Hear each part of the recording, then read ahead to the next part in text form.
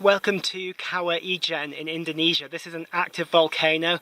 I'm walking with the Word this morning.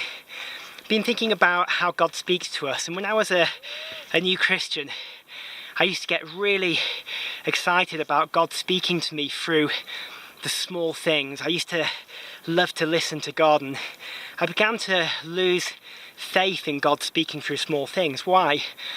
Because I saw people who I think were just reading into things far too much. Like I've seen a green light today and I believe God's telling me to go. And I began to think, this is silly, everyone sees green lights every day, how do you know God's speaking to you through that?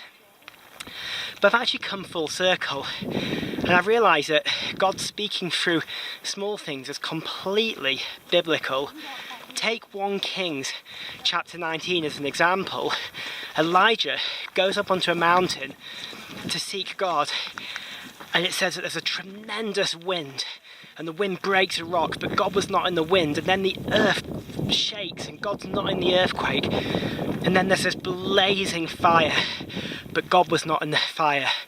And then there was a still, small voice, and God spoke to Elijah through that still, small voice.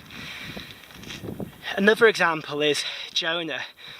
God's call was so clearly on Jonah's life. God had given Jonah a calling. Jonah tried to run as far as he could because he didn't want to go. God had called him to go and preach to the Ninevites and that call them to repentance, and he didn't like them. He didn't want them to be given a second chance, but eventually God had his way and Jonah went, and the Ninevites repented, and it says that Jonah was upset with God.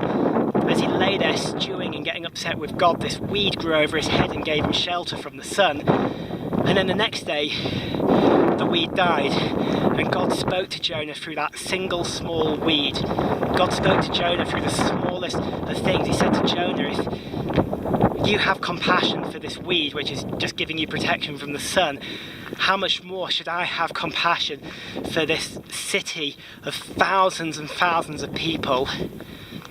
God can and does speak through the smallest of things. If you're like me and you'd lost your faith in God's ability to speak through small things, I just challenge you to regain it. He does speak through small things sometimes. In fact, to me, that's the very glory and magnificence of our God, the fact that he speaks through small things.